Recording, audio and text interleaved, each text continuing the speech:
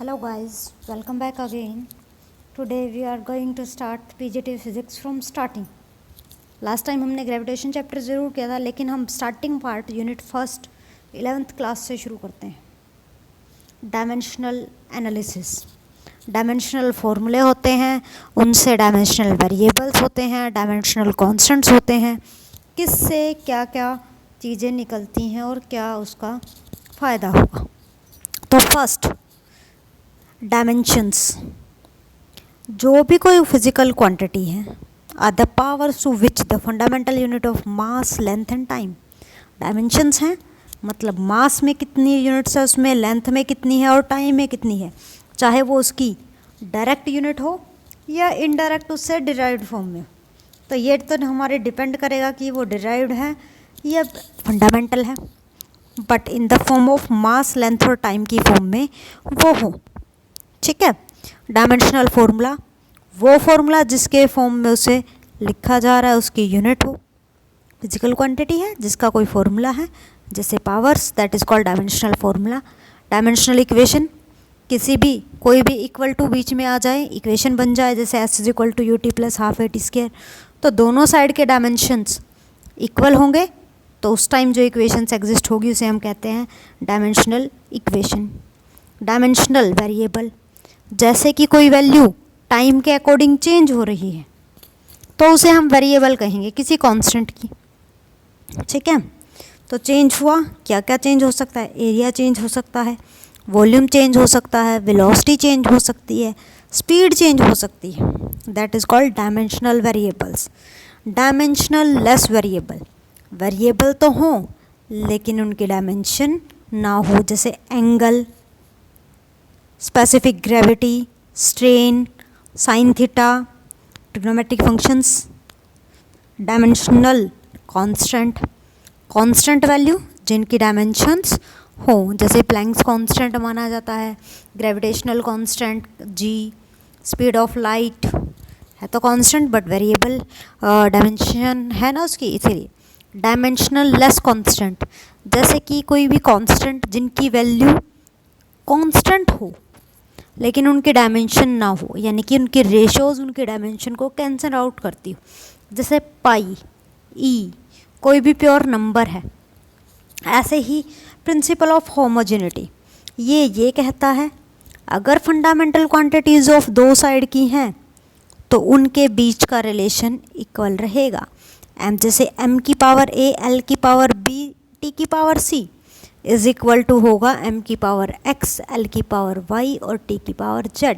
Constant उससे multiply हो सकता है लेकिन होमोजेनिटी डिफरेंस नहीं आती. अब बात आती है एप्लीकेशंस की, कहाँ कहाँ यूज़ होते हैं. पहले हम इन्हें फॉर्मूला करेक्ट करने में यूज़ करते थे, वेरियस फिजिकल क्वांटिटीज़ के लिए डिराइव करने के लिए यूज़ करते थे, यूनिट को अदर सिस्टम में कन्वर्ट करने के लिए यूज़ करते हैं. इनकी लिमिटेशन, कहीं भी कांस्टेंट वैल्यू मल्टीप्लाई हो ये इस फॉर्मूले की करेक्शन को नहीं बता पाते, जैसे कि S is equal to U T plus half A T square. Dimensionless constant है, इन्वॉल्व करेगा तो वो कैसे है, किस तरह से फॉल हुआ, किस तरह से नहीं हुआ, वो सारी चीज़ें इसमें फॉलो नहीं होती. ये इनमें ये फेल हो गया कहाँ, लॉगरिथम फंक्शन आते हैं, एक्सपोनेंशियल फंक्शंस आते हैं, वहाँ पर जब इनकी फेलियर्स इतनी हो गई तो हमें कोई सिस्टम चेंज हुआ चाहिए था, तो उसको हम अलग आगे नहीं पढ़ेंगे. ऐसे ही हमारा numerical based on conversion of system है. Force dynes 100 dyne on a system of metre kilometre minutes में कन्वर्ट करो तो force is equal to mass into acceleration, acceleration की L1 T-2, तो M1 L1 T-2 यूनिट्स हो गई, दोनों side की सेम होनी चाहिए. 1 ग्राम में कितने kilogram, 1 gram by 1 kg 1/1000, 1 centimetre by 1 metre 1/1 metre में 100 सेंटीमीटर, तो नीचे 100, 1 सेकेंड अपॉन 1 मिनट 1/60, मल्टीप्लाई करके सॉल्व कर लो, जो आंसर आता है वो आपका 3.6 न्यूटन में कन्वर्ट हो जाए. ऐसे ही नेक्स्ट न्यूमेरिकल है, ट्राई कर लेना. कन्वर्ट कर दिया है, आंसर आ गया 1 जूल इज इक्वल टू 10⁻7 आग. सेम चीज़ें हम करेक्शन के लिए हम यूज़ करते हैं. ऐसे ही करेक्शन के लिए है तो इन्होंने एक न्यूमेरिकल करेक्शन के लिए भी बताया है. Tau is equal to I into alpha है, tau is equal to force into एक तरह से फॉर्मूला होता है डिस्टेंस का, वैल्यू पुट की, डायमेंशन निकाल ली। तो वहाँ से हमें किसी की भी करेक्टनेस निकालनी है तो दोनों का आई का और अल्फ़ा की डाली और चेक कर लिया कि वो करेक्ट है या नहीं। Same S is equal to U T plus half I T square का भी हो जाएगा। ऐसे ही करेक्टनेस चलती रहती है।